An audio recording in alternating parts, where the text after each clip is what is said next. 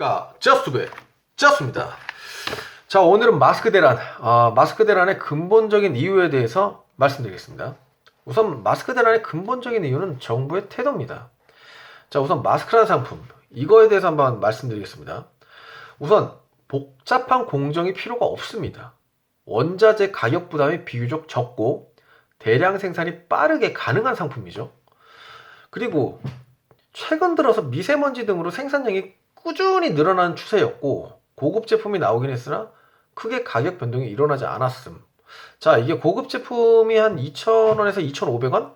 그리고 일반 제품이 1,500원에서 한 2,000원 정도 선에서 이제 거래가 됐었죠. 근데 이러한 상황에 지금 이제 마스크 대란 지금 일어나기 전에도 좀 문제가 됐었지만 아무튼 뭐 코로나19 이 상황이 지금 발생이 되니까 전 국민이 집에다가 어느 정도 상시 수량을 비축하려는 수요가 굉장히 이제 폭증을 했죠.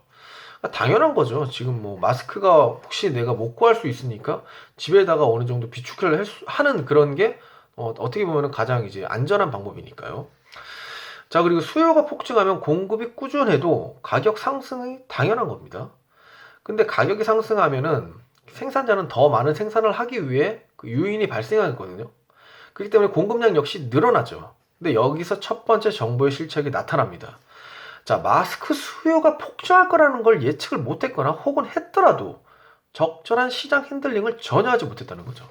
그러니까 수요가 많아졌는데 이 공급을 균등하게 공급을 해줘야 되는데 그거를 정부에서 못했다는 겁니다. 그게 바로 시장 핸들링이라고 얘기하는 건데 정부가 개입을 초기에 했어야 되는데 초기에 하질 못했던 게 가장 큰 문제고 중국에 이제 유출되는 물량 이게 너무 많아서 지금 그거를 이제 처음부터 막았어야 되는데 그걸 막지 못했죠.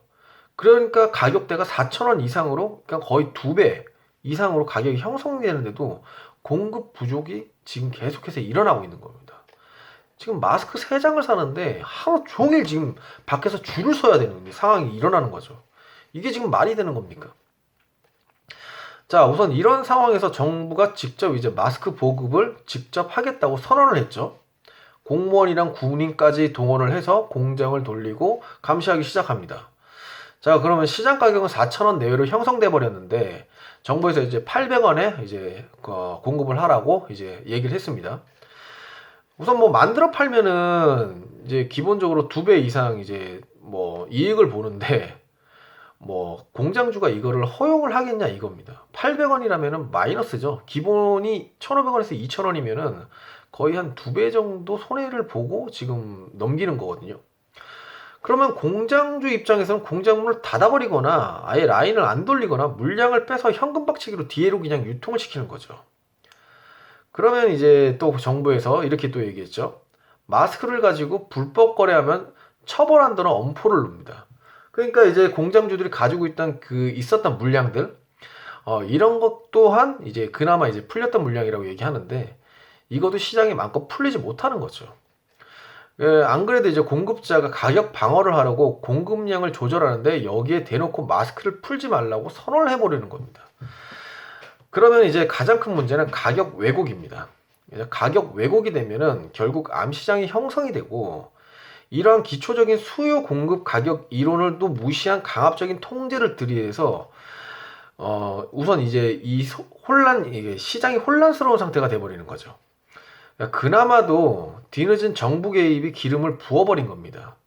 그렇게 확보한 물량마다 공공기관만 통해 공급하는 바람에 수많은 사람들이 마스크 몇 장을 사기 위해 줄을 서는 사회적 비용이 발생되는 거죠.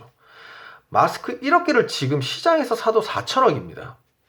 시장가로 매입한 뒤 물량을 풀어 수요가 조금이라도 안정되면 공급하는 측에서도 가격을 자연히 낮출 수밖에 없어요.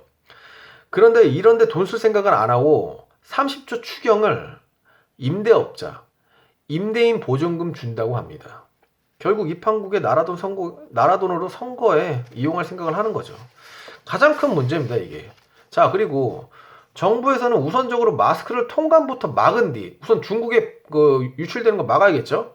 마스크 생산업체와 협의하고 적정한 시장가로 마스크를 매입하고 대형 유통업체 몇 군데를 선정하고 전량을 유통해야 되는 거죠. 그러니까 대형 유통업체를 이용하는 게 빠르고 효율적이고 유통 비용을 최소화하고 어느 정도 정부에서 손해는 감수할 수 있는 규모도 있어야 됩니다. 온라인 구매나 혹은 마트 이용이 힘든 가정에서는 정부에서 직접적으로 보급을 해야 되도록 하는 게 가장 중요하죠. 그러니까 일단 구입이 어려움이 없고 수요가 안정되면 초기 부작용은 자연히 사라질 겁니다. 우선 이걸 이제 정부에서는 이걸 이제 고압적인 자세로 공급자에게 전가시키는 태도, 이 부분이 바로 마스크 대란의 근본적인 원인이거든요. 그렇기 때문에 정부는 우선 이 공급자랑 어느 정도 협의를 하고 적정한 시장가를 만드는 게 가장 중요합니다. 지금 제가 보기에는 마스크 물량이 없진 않아요.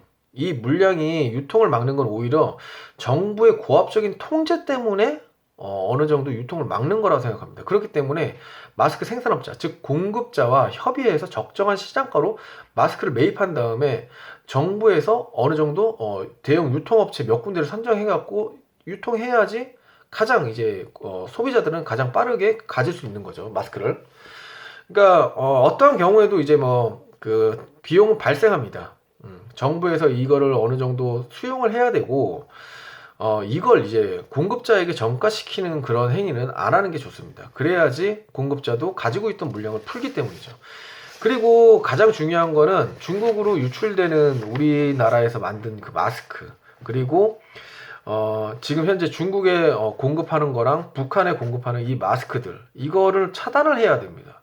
지금 우리 국민들이 쓸 마스크조차 없는 거예요. 그렇기 때문에 우선 중국에다 보내는 마스크, 이거 지금이라도 막아야 하고, 중국에서 들어오는 중국 입국자들도 지금 현재 막아야 합니다. 그래야지 어느 정도 우리나라에서 더 이상 코로나19에 대해서 불안해하지 않을 수 있습니다.